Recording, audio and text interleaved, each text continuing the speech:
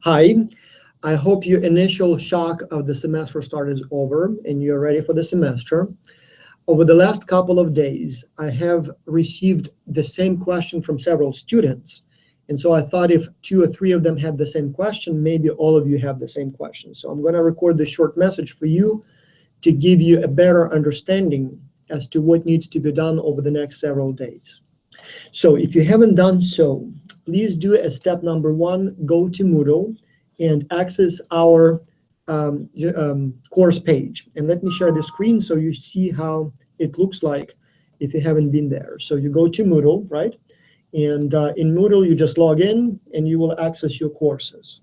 And so the course that we are talking about is 1459.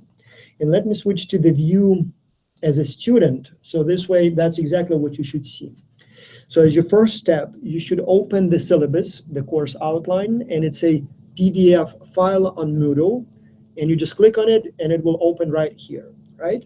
I think I sent you this file by email earlier, but it's also on Moodle. And so your first step every week is to watch the video lecture. And so if you go to the schedule here, you can see the topics and you can see the links to the video lectures. You can watch the video lectures on YouTube. So you just click on the link, like for example, this one, and it will open the video lecture and you just watch it.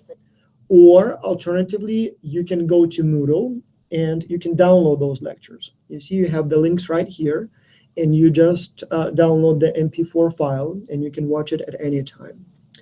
Then when you're done with the video lecture, you go to the assignments here, to the quizzes, and take the quiz, right? So for example, let's say this week you need to watch video lecture for the chapter, for the 3rd chapter.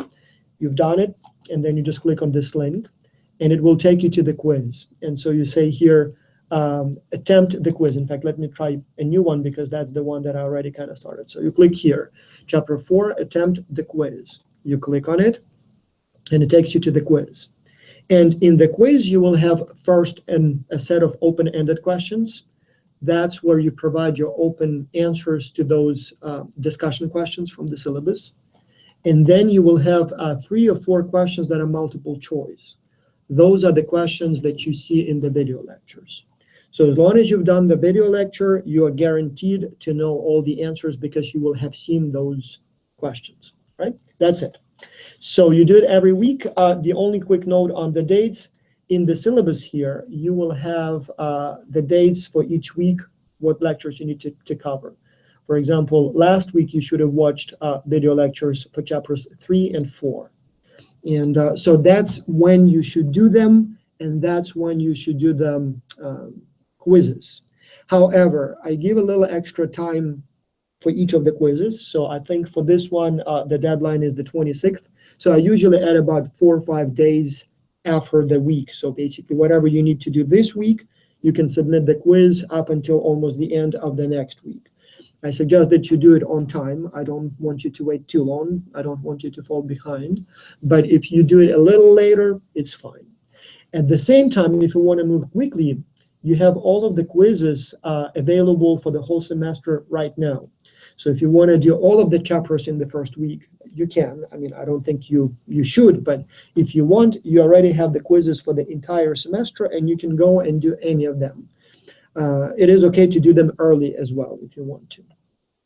Finally, and probably most importantly, in a few days, we start Geeks Culture project. It starts on March the 6th.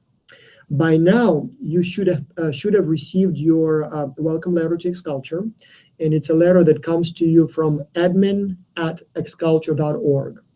And I know that if you students didn't receive those because only now have they been added to Moodle. So I'm sending probably about 5 or 6 welcome letters today to the students whose emails I didn't see in Moodle 2, 3 days ago, 4 days ago when I was sending out those invitations originally. Also, Moodle and I only have your VU email address. It's probably not a problem for those of you who are actually from Vilnius, so that's probably the one that you use for everything. but I know it could be a problem for the Erasmus students. I know that you probably use your, I don't know, Gmail, Hotmail, or maybe your own university address. And so you need to log in to your, what's the email address there? So you need to go to your, just 1 second, to your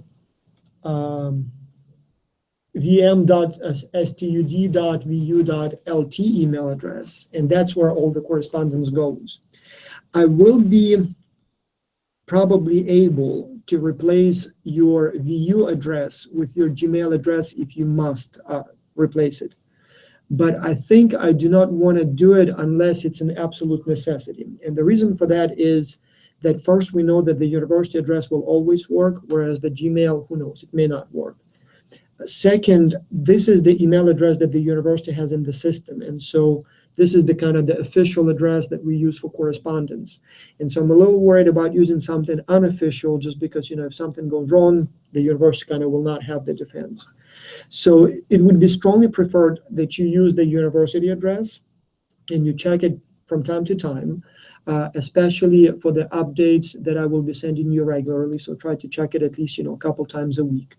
But at the same time, if you have, let's say on your phone, if you have your Gmail address and you use and see that one all the time, and that's the one that you prefer to be used, if you send me that email address, I think I should be able to add that one to the system so you can also get your correspondence to that email address.